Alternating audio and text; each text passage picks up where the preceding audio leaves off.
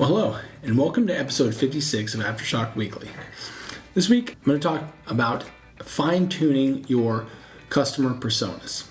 So, as a recap, we talked about customer personas a little while back, and we talked about who they were. So today, what we want to do is talk about fine-tuning them so that you can get more out of those customer personas, so you can define your market for who your business is for more clearly, and you can use that information for your sales and your support team to make sure that they are providing better value and service for those customers.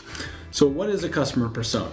It's a fictional representation of a customer. So for example, let's say we had Susie Smith, and Susie Smith was 34 years old. She worked for Intel as an engineer. She was single with no kids, and she lived in Chandler, Arizona. Well, that is a very specific customer persona, because then we can say Susie likes to hike and Susie likes to travel, and we've identified that person. Now we say, how would we market to her and speak to a language that would be enticing for her to try our product or service? So the first point of this is don't ignore your data. When you're putting together your customer persona, look in your CRM. You already have a ton of customers. So now you can look at your customers and say, what commonalities do they have? Look at your Google Analytics. You can pull in analytics and you can see demographic information about age and male, female. You can see what areas that they're coming to your site. You can see if they're converting. Pull in the analytics and see if you can get some information there. Social media. Well, use Facebook analytics. You've got a lot of maybe Facebook people that have liked your pages where you've ran Facebook advertising. You can pull that data out and look and see what commonalities you can pull to build a persona. Second, get to the why. Get to why somebody would use your product or service. And here's how you can do that. One, you can look at the data that we just talked about and see, what is it that we're solving for somebody based on our current clients, based on analytics. And you can also conduct interviews. Conduct interviews with your salespeople, your customer service support. And what you'd be asking them is, what was a good sales call you went on? And why did they say yes? What was the pain point you were solving? Why did they say no? Why did they leave us? That could be a question for your customer service.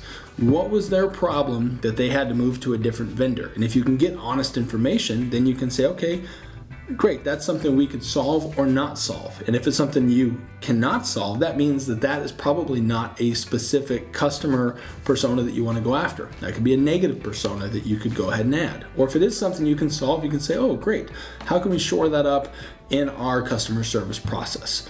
On the sales side, you can look at, great, how can we provide more material, better marketing and advertising to target that particular audience so that you can go ahead and speak directly to what their needs are. So you're looking for demographics, you're looking for things about your customer, what they do in their daily life, what kind of hobbies do they have, what kind of TV do they watch, you can get that information, what areas do they live in. All of this information about your customers helps you boil down and create customer personas, and I would recommend doing at least 3 different customer personas so that you can put together a marketing plan, a sales plan towards each one of those. Because they'll all be a little bit different, even though the end result is that they're using your product or service. Number 3, distill the information.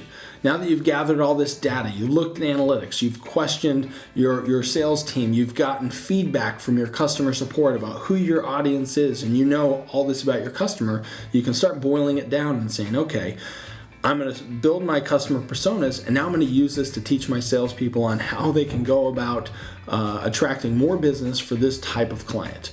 I can teach my customer support team to use that information to say, okay, how can we support and keep these clients longer for what their needs are and the feedback that we have. Then you can also identify negative personas, like I mentioned.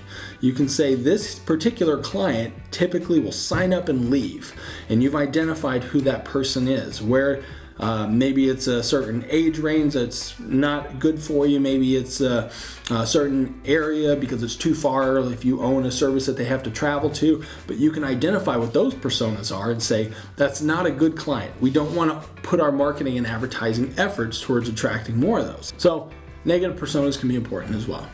So to wrap up on the 3 points, don't ignore your data, get to the why, and distill the information. So I hope that helps you put together more dialed in customer personas so that you can have a better marketing and sales plan. So with that, we'll see you next week.